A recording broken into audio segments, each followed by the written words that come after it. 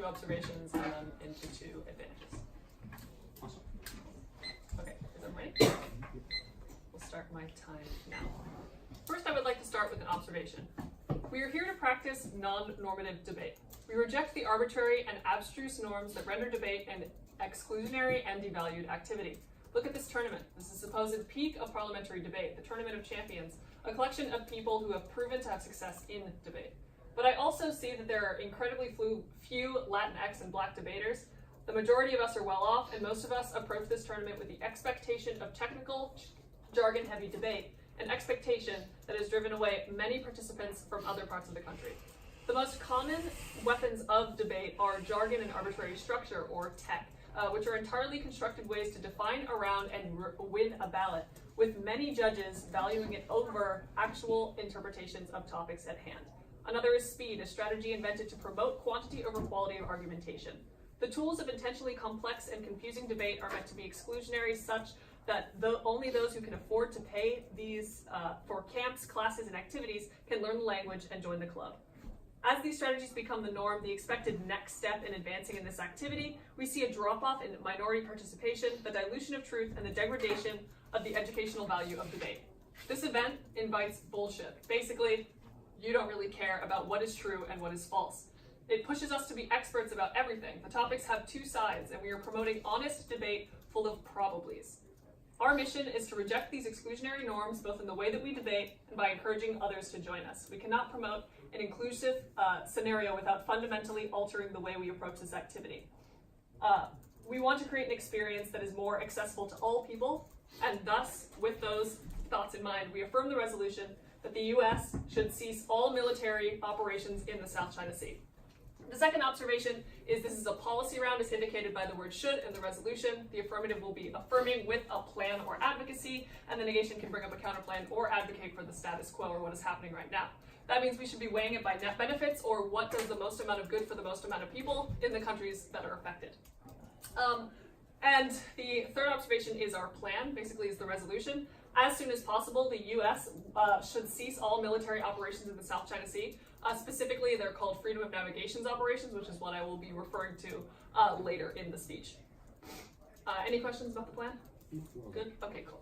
So our first advantage is talking about why China is actually good in this area. The first point of background or uniqueness of what's happening right now is currently the United States is employing Freedom of Navigations operations in the South China Sea, essentially military vessels that are meant to ensure that trade and movement through the region is happening by all countries, such as Vietnam, the Philippines, Laos, etc. Secondly, according to the World Bank, despite its flaws, China has actually undergone a remarkable economic transformation that has lifted 800 million people out of poverty since the 1980s. Third, according to Forbes, China has been shifting tons of contract manufacturing to Southeast Asia, which are actually the stakeholders in the South China Sea right now, and were the stakeholders during that conflict. Fourth, according to Nikkei, despite steep decrease in global foreign investment, Southeast Asia has actually seen a massive increase in foreign investment as a result of China's interaction with them. Fifth, according to Forbes, this is a replay of previous events that in China itself, where export manufacturing and FDI helped to create both more prosperity and an environment of high growth startups. So basically, countries in the South China Sea have been traditionally against China and their motives, but in recent years they have actually been shifting towards China and its economic prosperity. Specifically in Vietnam, in January of 2019, said, quote, they are actually ready to grab this opportunity. That is, yeah. How do operations specifically outlined in UN charters restrict any good Chinese trade? We're going to get to that. But also, just like for a summary, China finds the United States to be like a hindrance within that area, and they're not able to fully go with the plans that they want to do with other countries, while the United States is there trying to insert its hegemony onto the region. Okay. But also they have, continuing on, China has also had a lot of investment in places like Papua New Guinea, Indonesia, that have actually had a lot of economic benefits for these countries. Those are just another 2 examples. So the story here is when the United States actually leaves this area, area, it leads to an increase in cooperation between China and Southeast Asia, and it leads to an increase in economic prosperity.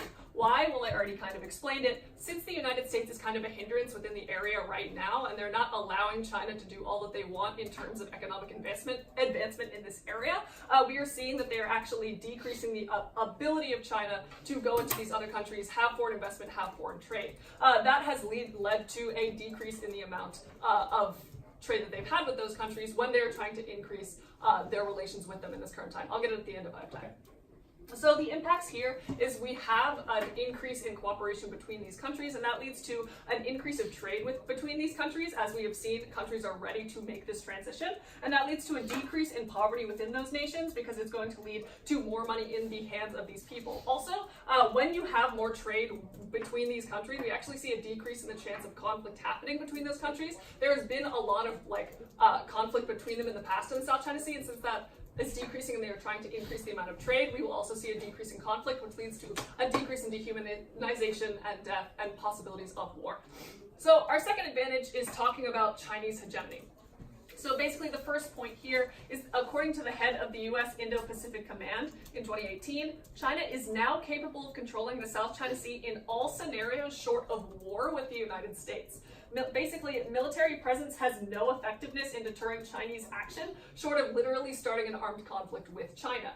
To get anything done, quote unquote, you actually have to start a war between these two hegemons. Xi Jinping, when he met with General Mattis in 2018, China stated that they will not give up a single inch of the South China Sea, and they have stood true to this, and they have actually increased invasive activity to respond to the United States' presence in the South China Sea. According to the New York Times in 2018, in response to America's military presence, China actually deployed anti-ship and anti-aircraft missiles and within the islands in the South China Sea, and actually transferred a long-range bomber into the South China Sea. So U.S. presence is actually leading to escalation right now, and the story that we need to promote is that when U.S. presence goes away, since it's creating escalation in the status quo, we are seeing a risk of war, and we need to decrease that risk of war between two major superpowers in an area where there is a third of the world's trade, about $3 trillion worth of trade. In escalation itself, trade and free travel through that area is actually inhibited, and smaller countries suffer, and having a risk of war is danger to all the people in that area and the entire world. So under net benefits, you should be voting for the affirmative. Thank you.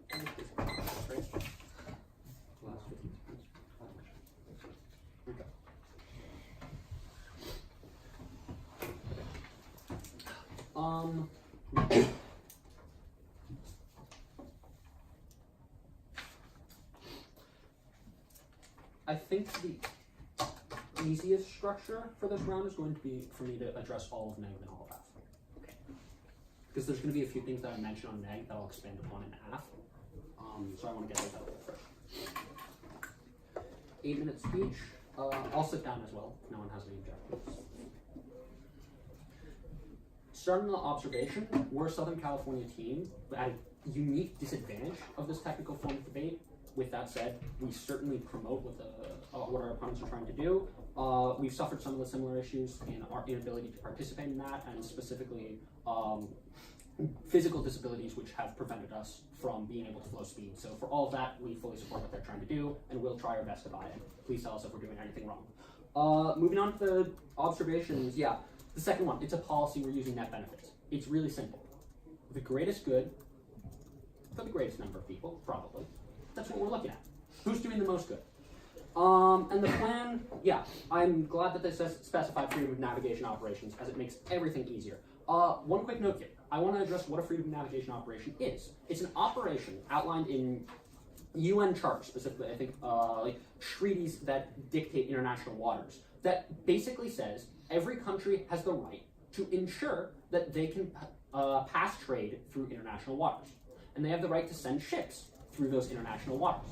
However, what China's trying to do is they're trying to bully countries to prevent them from passing trade through those waters, or to be able to influence the trade that passes through those waters, or to be able to control the countries by controlling their trade. And I'll address that more under our first contention. Now, moving on to their first advantage, they tell you that China is a good influence. You can put an overview on this contention right here. None of what they talked about, none of the specific actions, including investing in other countries, is prevented by freedom of navigation operations. They give you several 5 pieces of uniqueness, saying that U.S. currently engages in freedom of navigation operations. Yes, we do, and they even tell you it's to ensure trade passes through, word for word. Yeah, that's what they're doing it for.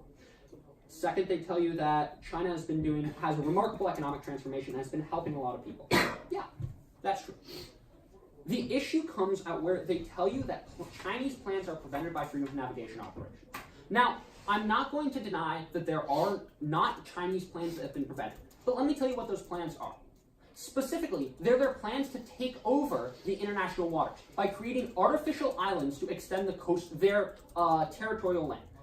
To quickly explain, countries gain about approximately 200, kilometers of ocean water from the end of their coastline as territorial control, and China's been using artificial islands to expand their coastline in order to take more control, specifically away from U.S. allies like Japan, South Korea, Philippines, etc. Yeah. If the freedoms of navigation operations have been stopping this, how come we've seen an actual escalation in this activity with increasing U.S. presence? I'm sorry, are you referring specifically to the expansion of their islands? Yeah, like how come we've still seen like increase in like military activity and like activity like that? Oh, because China, this is a barking contest, but I'll address that more. I specifically want to address like the econ part first before I get into more of the conflict part. So you'll notice that framework here. So their link scenario is telling you that there are operations that are prevented. However, the issue is that none of the operations that they mentioned are beneficial or prevented. Freedom of navigation operations do not prevent China from participating in trade. They do not prevent China from investing in other countries. They do not prevent China from buying stock in manufacturing companies or from using their One Silk, One Road project to help build things in Africa. It doesn't prevent China from doing any of that. Now, whether that's good or bad is a separate debate. It's not this one because it's not affected by freedom of navigation operations. Is there a specific policy that I missed that's been affected by freedom of navigation operations? I didn't get the chance to ask that in the POI. No. I'll explain the message to what I was Okay. And then the impact is out to increase trade, leading to decreased poverty and a decreased chance of conflict. I have two responses. First, again, increased trade is going to come under the AF world, where we guarantee international trade can pass through, and that international trade is really key.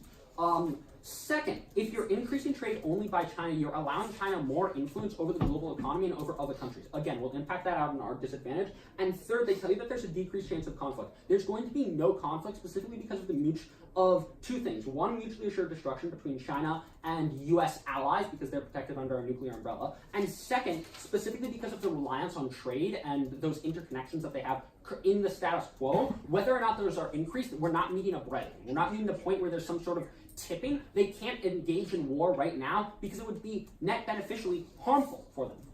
Now, moving on to their second contention. They tell you about Chinese agenda, and they tell you that there are operations that China isn't able to enact and that they won't give up on. Yeah, those are to take territory away from U.S. allies. Remember that. That's really key. Second, they tell you that China's been increasing their responses because of U.S. action, and specifically quotes about how they won't give up, and it's linked to an increased invasive presence. Okay, two responses here. First, that's all for show. There's been no actual conflict, and of course they're going to try to show dominance because that perception is what's necessary. However, there's no conflict, and there's very little chance of conflict between the United States and China. Second, they try to tell you that it increases chance of war. I have many responses. One, this sort of barking rate, such as an arms race or something similar, won't lead to war. There's a couple of things.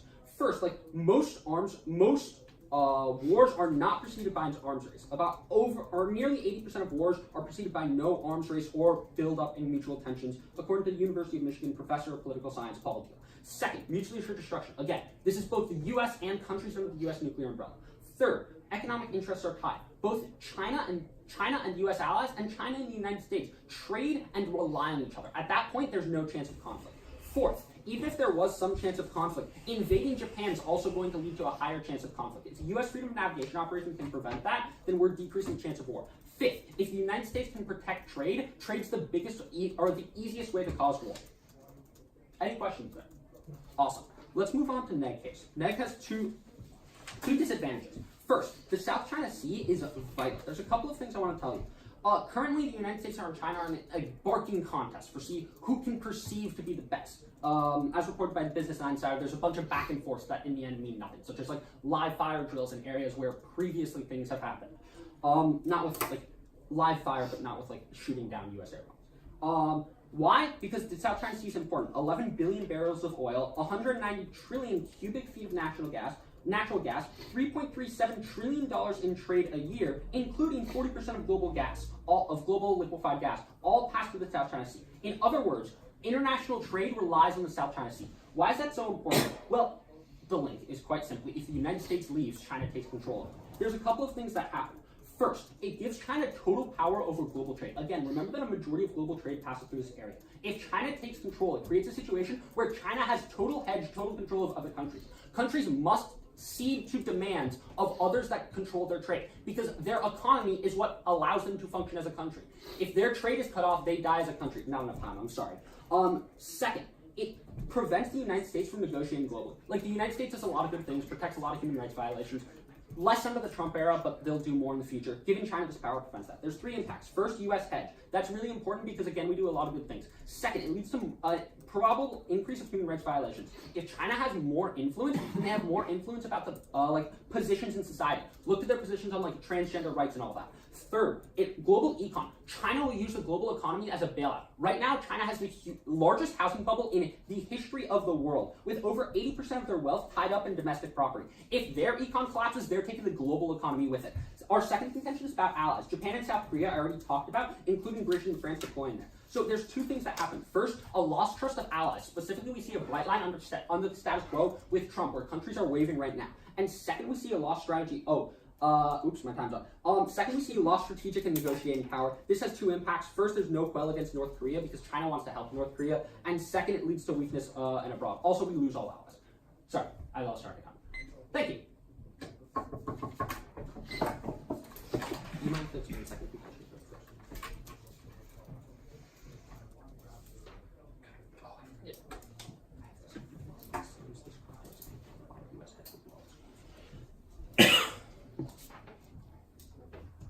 Sorry if I got a little fast. No, you're good. Okay, so I'm gonna start on the top of the AF with basically our sort of 90-second spiel on inclusion.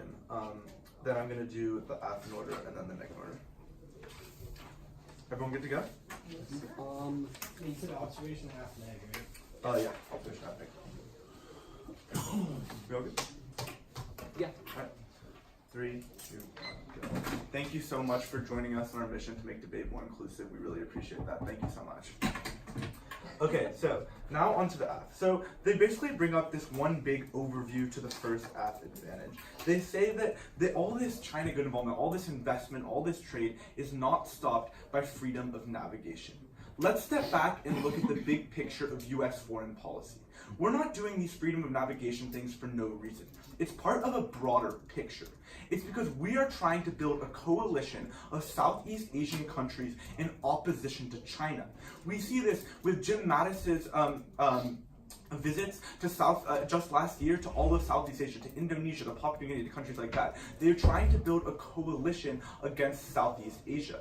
So what happens when we see that is that China becomes more in opposition to Southeast Asian countries. Because if you see that these Southeast Asian countries are in literal open defiance to China, they're not going to be having all this foreign direct investment. Because when countries are in conflict, there's obviously less trade between them, and it's less of a stable investment for Chinese companies to move contract shipping. So we see that there's a unique reason why, when the US carries out their foreign policy objectives in the South China Sea, they put China and Southeast Asian countries in opposition to each other. That is the direct link that they were missing in that overview. They say that China can do this trade no matter what. No.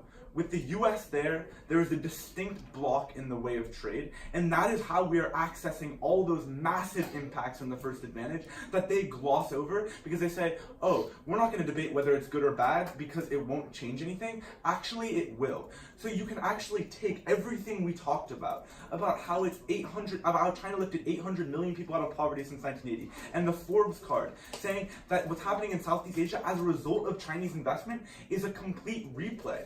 We're seeing one of the areas of the world that is traditionally impoverished is actually starting to go up. Because of China, they are bucking the global trend of losing foreign direct investment.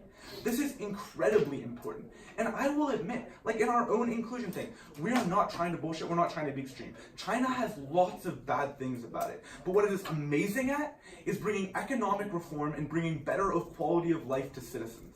When we are seeing that they are taking hundreds of, Sorry, I just want to be sure I heard it. Did you just say China's really good at bringing quality of life to people? Yes.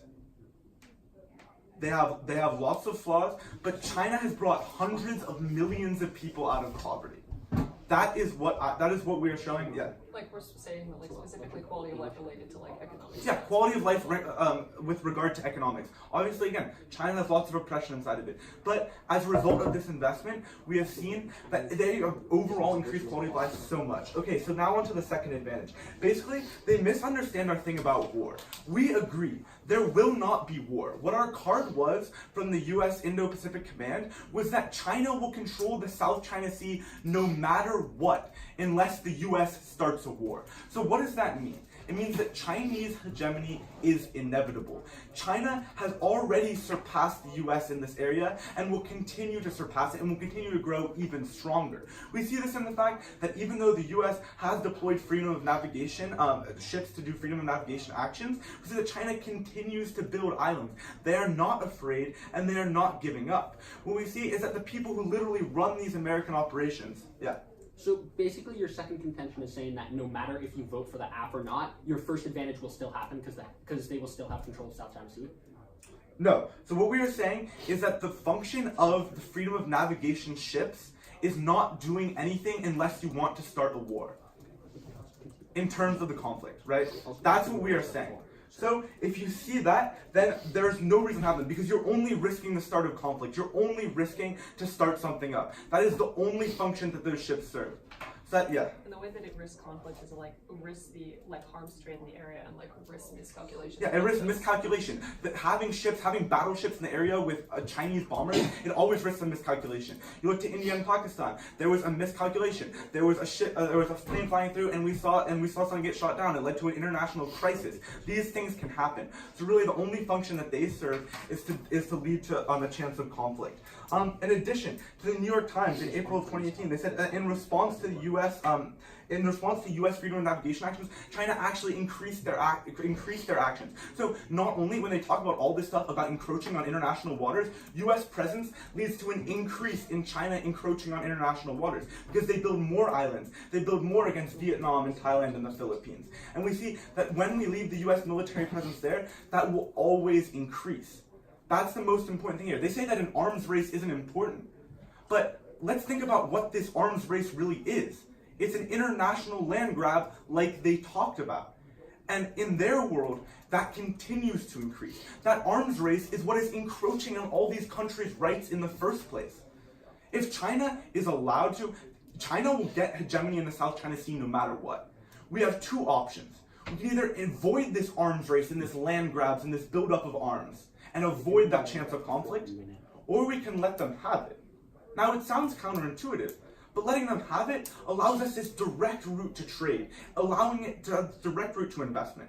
And China will always have it no matter what. They don't respond to this argument. So basically, they're trying to do a solution to a problem that cannot be fixed, and in the meantime, they're stopping all these things from happening. So like the point of our first contention is talking about how it makes it so much more difficult to have this trade when the US is trying to hinder it. Yeah, exactly. And the whole point of our first contention is to put that in context, right? Is to show why these freedom of navigation actions and US foreign policy in the area, when we have that military presence, why that makes China less likely to invest.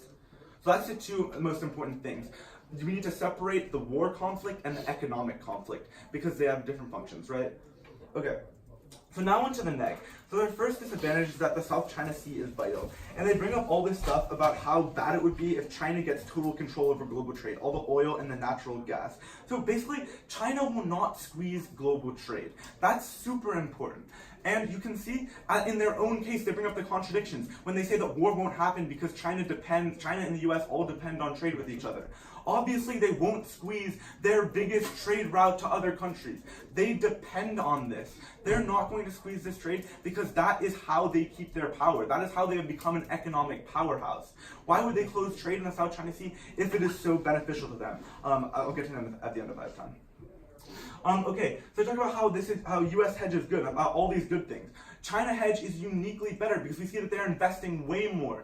We are seeing that even when the U.S. has spheres of influence in Southeast Asia, they're investing significantly less, bringing way less people out of poverty than China is. Just look at our cards about how Papua New Guinea and Indonesia are receiving hundreds of millions of dollars in investments. These are very impoverished countries that need this aid. Yeah. And the U.S. has been decreasing its aid. Yeah, exactly. And the U.S. has been decreasing its aid. That's a super important thing. All the human rights violations. This is only where China has political control. I agree. This is awful. But what we're talking about is this economic investment, which is the only thing that is happening in these Southeast Asian countries. And I'm talking about using the global economy as a bailout. First of all, I mean, like, that's not new. And once again, they're not going to squeeze the trade because that will only make themselves worse. On the second disadvantage, it's underdeveloped, but they basically say there's going to be a loss of trust in allies. Okay, so the allies in the Southeast Asia are already turning against us. We see that they're building relationships with China. In addition, this isn't going to be a loss of trust because, as we see, we're only making the conflict worse. And there's no loss of strategic negotiating power because we actually don't even have any negotiating power because China already has all their hegemony and they're going to get it no matter what we do.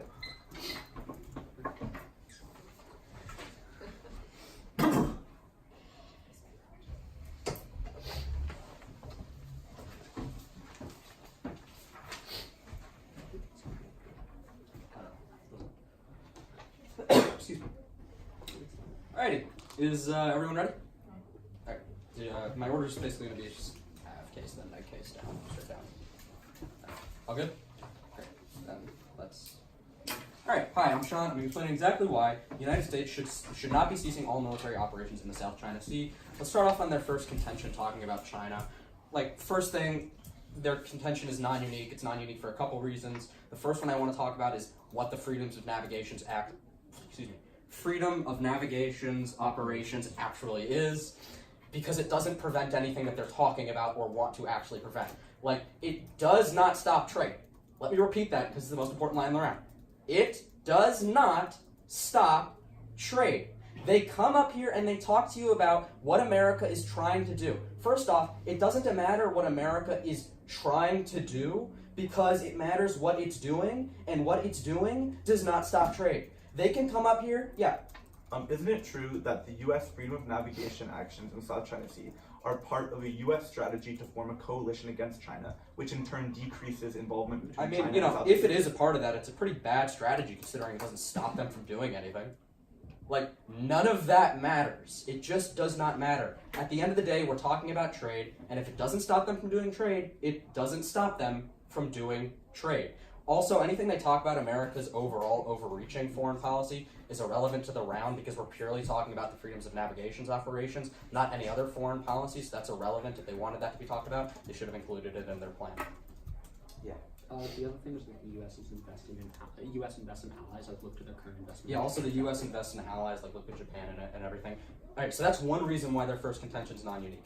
Second reason their contention is non-unique. Look to their second contention, where they literally tell you China is going to have control no matter what, short of a war. If China is going to have control no matter what, it means all of that happens anyways. They agree all of that happens anyways. It's not a... Yeah. Isn't it true that I bring up specifically that what you are doing is you are slowing down that problem? It's going to happen anyway, but you're going to make it happen later, and you're going to make it happen I'll be dealing with that later on in my speech. The overall thing to understand is that there's very little impact on their side if we agree that at some point it's going to be happening anyways. Yeah. Also, like, if all of these things are happening in the status quo, it's just Yeah, more proof like that all of freedom these things navigation- happen in the status quo anyway, so it's not unique. It's not a reason to vote for them. I also want to deal with a couple of things they said surrounding this contention. Like, basically the point of this contention, like, even if you assume it's true, the point of this contention is to say we want China to have more power because China is somehow a good actor or like fun on the world stage. Like, they tell you that China is good for quality of life. China is one of the worst countries for quality of life. The last thing we should be doing is anything to give them more power. They have some of the most egregious labor laws in the world. I mean, literally, just first off, besides the fact that the labor laws there are just absolutely atrocious, like, second off, if you look at the way their country operates, some of the areas in China, some of the bigger cities to be more specific, it's so hard to live there because of the air. You literally can't walk outside at certain times because it's so it's so polluted. China's the last place in the world we should be giving more power to. One, because of quality of life. Two, because they're just not a good actor on the world stage. Look at them constantly artificially changing their currency to affect things on the world stage. Look at them constantly trying to go for power grabs. Look at them being one of the only countries to support North Korea. This is not a good actor on the world stage, and we shouldn't be doing anything to support them at all. Yeah. But also, don't forget like their human rights violations with like Nepal and that. Yeah, like look at their human rights violations with Nepal. Oh yeah, that's the other thing I wanted to say. They kept talking about how China will like work with people. China's not going to work with people. The only history China has of doing anything with other countries is trying to suppress them. Look at what they're doing with Taiwan. Like, that's their history, not working with countries, oppressing them, trying to get control of them, suppress them. They will do the opposite of what my opponents want them to do, which will happen anyways. Look to the two arguments I made previously. All right. Now moving on to second contention. Chinese hedge. Couple of things. It's like just not true. I mean, what does the Freedoms of Navigations operation actually mean? Let's not get lost in the debate of America's other foreign policy. Let's not get into any of that. Yeah. So like you keep saying stuff that like Freedom of Navigations doesn't do, right? Like, can you just tell us what it does successfully do? Protect U.S. trade passing through the region. Protect U.S. trade passing through the region. My partner gave an explanation at the beginning of the speech. Like he literally said, all countries have a right to have a right to pass trade, free trade. That's what the Freedoms of Navigation operations actually means. My partner said it. So all of this stuff about China, like it's non-unique. It's just not true. And second off, they completely dropped everything my partner said about how we're in like just a barking. I don't remember this exactly. It was like a barking war with them. Meaning all of this stuff that's happening right now, as far as aggression, or supposed aggression, still doesn't matter because we've agreed that it's not true conflict. It won't actually lead to true conflict. Yeah. Respond to this stuff. Yeah. Second off, one of the things they all like overall on this idea of war, like just as a whole thing, like the chances of war between any superpower is really unlikely because what superpowers care about in the long run anyways is having control, and you can't have control if you're dead, and war leads to death, and they know that. That's why the history of America is not that's why superpowers haven't fought since the 40s. It's because the countries know it's not a good idea, and the chances of that happening is very unlikely. And like second off on this whole idea of miscalculation, is this based off the long history of us getting into wars with countries because of miscalculations? I'm not sure what they're really basing it off of, because last time I checked, we haven't gotten into a lot of wars because of that. Might have gotten into wars because of bad policy, might have gotten into wars for plenty of other reasons, but it's not because of miscalculation, and I know it's not because of miscalculation because they didn't give any examples of it. One more thing, the difference between the neg world and the aff world is neg world still has protected U.S. and international. Yeah, the only difference, look, beyond the contentions my partner and I brought up about allies we'll get to later, one of the only differences between aff world and neg world, because they don't actually change anything regarding military presence and that type of thing, is that, U.S. and international trade is protected yeah, the only difference is that in U.S. international trade is protected. That's the reason you vote for us, among the other reasons I'll be getting to. All right, moving on to the negative case. First contention, talking about how the South China Sea is vital. One of the things they talk about is how China's not going to use increased power to squeeze other countries. I'm assuming this, I don't know what they're basing it off of. If you look at what China does right now, it squeeze other countries for power. So there's no reason to think they yeah? Isn't it true that my comment was in reference to trade with the U.S., which is what you talked about, right? They wouldn't squeeze the South China Sea because it's essential to their own well-being. Okay, but what do you think the trade? Okay, I'm just going to say this overall. China squeezes other countries for trade. They're not a good actor on the world stage. People don't trust them. We don't trust them. And we shouldn't be doing things to help them. That doesn't make any sense. That's not in line with U.S. foreign policy or any of our other policies. Also, they literally tell you that Chinese hedge is better. That doesn't make any... Why are we doing things to help other countries hedge and not ours? That just doesn't make any sense. American hedge is what needs to be protected. No, thank you. All right, moving on to our second contention. They bring up a lot of arguments. They don't the only argument they really bring up that deals with what we said is about how our allies are already turning against us. No, they're not. I mean, that's just not true. We're still really good friends with South Korea. We engage with military operations with them, military training exercises with them in terms of like North Korea. That's just not true. We're still really good friends with Japan. Our allies are not turning against us. Meaning, if you believe the idea that all of these arguments are non-unique for the most part, one of the only things you have left is the fact that we're weakening America's alliances at home and abroad by decreasing our status because countries will not trust us if we take actions which they know will negatively affect us, that decreases American diplomacy and hegemony. I know how much debaters love that word. All around the world. Thank you. Awesome. I like to dedicate the majority of my speech to addressing how these contentions look at the end of the round, and then conclude by weighing. So I'm going to go same order as my previous speaker, Af then Neg, and then do Calc. This is a 4-minute speech, and I will go in order. So,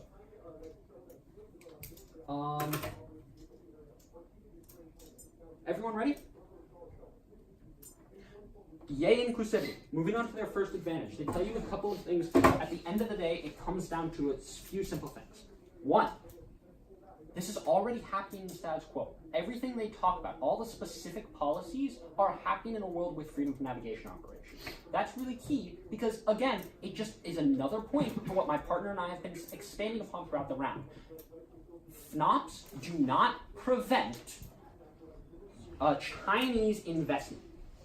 Second, the only response to this idea that I have on my flow is this idea of, a U.S. coalition, broader U.S. policy actions. Judge, it's this simple. They're not ending broader U.S. policy actions. That's not changing. We both know that.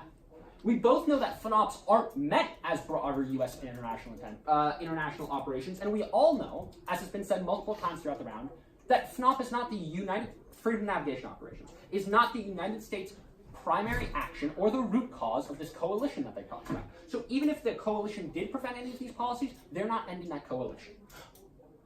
Fourth and finally, the very idea that Chinese investment and influence in other countries is the best possible solution is one I find really disturbing. Why? Quite simply, their history of human rights violations. And I'm going to mention this a couple of times. Labor laws. Artificially changing currency, a currency manipulator. Keep that in mind. That's going to come up later in the round. North Korea policy. Their historical oppression. Their oppression on the LGBT community, on Taiwan, on Nepal. I can go on and on, but at the end of the day, China does not have the interest of the United States nor the interest of the globe at heart, and the United States shouldn't allow them to do what they want. On their second contention, Judge, my partner took this down beautifully. The only thing that you could possibly vote after for is this idea of potential miscalculation. But at the end of the day, that falls too. Remember, one, we're not going to have a war, as I already said in my first speech. Two, we haven't had a war in the current status quo, and they provide no unique thing that's going to happen in the next 5 years that's going to change this likelihood. And three, we've been doing, as my partner says, pretty well on not having a war cause for miscalculation over the past, 200 years now? No reason to believe that that will be changed has been presented in this round. Also, keep in mind the difference between these two worlds is the U.S. and international trade protected. Moving on to neg case. It's really simple on where you can vote. The easiest place to vote, the easiest place to decide this round is this idea of what China will do with its power to the global economy. They tell you that China won't use the global economy as the buyout, because they certainly never abuse global power. And it's also non-unique. Here's the issue. Despite the fact that, as my partner tells you, we've seen historic examples of China manipulating the global economy, a currency manipulator, as we mentioned, blockading Taiwan's trade, literally blockading all of Nepal and preventing it from being recognized as a country. Or maybe that's Taiwan. Anyways. Trade war. Hi, we're in a trade war right now. They're trying to manipulate us in order to do what they want, specifically the South China Sea. China's a manipulator. Not only that, but they have their best interests at heart. If their economy collapses, which they concede it's likely to, remember, 80% of their economy relies on a housing bubble, the largest in history. They're going to take down the global economy with it. That will literally lead to total poverty, total death, because without an economy, there's no trade, no food, leads to a lot of death. Judge, to do some impact calculation, taking AF at their best and neg at the worst leads to a situation where there's taking AF at their best, neg at the worst, leads to a situation where there's marginal increases in benefits for other countries, while the United States loses all hegemony power and risks a world where China is in control. I'm not sure about you, but I think that the United States, right now, even with its problems, is a better protector of our world, our human rights, and our quality of life. And because of that, I'm proud to negate. Thank you so much. So I'm going to do a sentence overview, go over in order the responses that they made in the neg block, and then I'm going to go over to broad voter issues / impact. Okay. So you're going to go specific responses and then go to contentions afterwards? No, it's like going to be like a summary of basically our case Okay. related to your responses. Okay. Everybody ready? 5 minutes starts now. We are winning this round because we access our impacts in a shorter amount of time, and a world where the United States has freedom of navigation's operations is one where Southeast Asia is pitted against China and they do not get Chinese investment. Let's go into basically responses from the neg block. The first thing that they said and emphasized a lot was non-uniqueness. Basically, these things happen in both worlds. First of all, assuming that they're correct, let's give them the benefit of the doubt. Assuming that they're correct, we automatically have the impact of this happening sooner in the affirmative world. Why? Because they haven't countered any of the argumentation stating that the United States being physically within the South China Sea means that it's more difficult for China to invest in these countries because the United States is pitting those countries against China. So, if you believe, and I'll explain why that's wrong, but if you believe that these things are going to happen in the same, are both going to eventually happen, you must be voting for the affirmative in this instance because our impacts happen sooner. Sooner impacts means these people get out of poverty sooner, there's more quality of life sooner, and that leads to more net benefits sooner for these people. Second, the point, so basically we're saying that this isn't non-unique. So basically the point is not that the physical presence of the United States is what's physically stopping trade. It's trying to do the opposite for itself. It is the overall strategy and general discord between China and the United States. The reason that trade and investment stops when the United States has presence within this area is because they are quite literally creating a coalition, as we already stated according to General Mattis, against China with these countries in Southeast Asia. That is something that they dropped throughout their speech, I believe, and they basically just ignored it, and this is a key impact. They said, well, this coalition is going to exist anyway. The reason that they're there in the first place is so they have a physical presence to make sure that it stays there. FNOPS. Freedom of navigations are the literal basis of the United States' opposition to China and their Southeast Asian coalition. Where else is the United States deploying their military against China? Nowhere. Freedom of navigations is trying to stop Chinese expansion into the South China Sea by trying to partner with regional stakeholders. If the United States leaves, the basis of that partnership will end and China can develop partnerships instead. As we already stated, these countries want China to be there and the United States is a hindrance. The impacts only happen on the affirmative side because currently in the status quo, the United States is trying its hardest to stop it from happening and it is succeeding. Although these countries want it to happen, they are not being allowed to happen because of their past anti-China sentiment. But that is changing, and that is why you should be voting for the affirmative. Secondly, they talk about how our second contention contradicts our first because it'll happen anyway. Again, as we stated, these are separate issues. Military issues and economic issues are pit separately, so they aren't comparable to each other. The arguments talking about how Chinese hegemony will happen and will happen no matter what is military hegemony. They will always have a stake in the South China Sea. That doesn't mean they're always willing to invest in the countries in the South China Sea.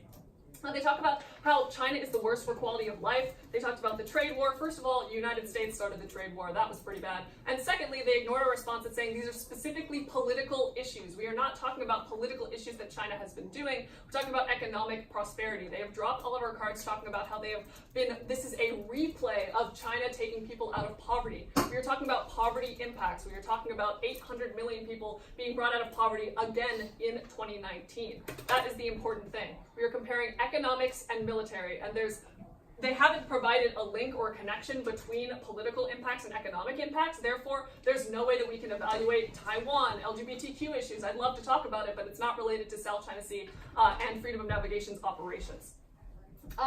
Also, they talk about the only reason that we're there is to protect U.S. trade. They haven't given any impacts to U.S. trade or U.S. hegemony at all. They pretty much say U.S. hedge good, but at the point where they give no analysis to why U.S. hedge is good, and we can prove that in an economic sense the trade war is bad, as they have said themselves and the U.S. started that trade war, then we are automatically assuming that we don't want to trust the United States because there's nothing pitted for it.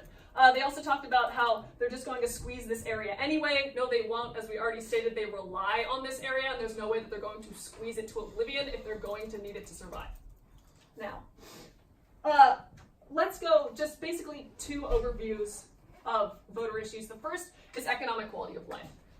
We have already stated, So basically, the specific economic impact is foreign investment, not trade in general. China will obviously not invest in Southeast Asia while those countries are in an alliance with the US against China. That is the key link chain here. When we see that China is refusing to be with these countries when US is involved, as we have said with our cards throughout our contentions, then we will see that one, if you believe that these things will happen on either side, we see these impacts sooner. And two, if you don't believe that and believe all of our explanations that have been pretty much dropped by the negative, you will see that investment increases within the affirmative world and not the negative. So under net benefits of helping the most amount of people, we are helping Southeast Asian countries and China, which actually helps poverty around the world. So for those reasons, vote F.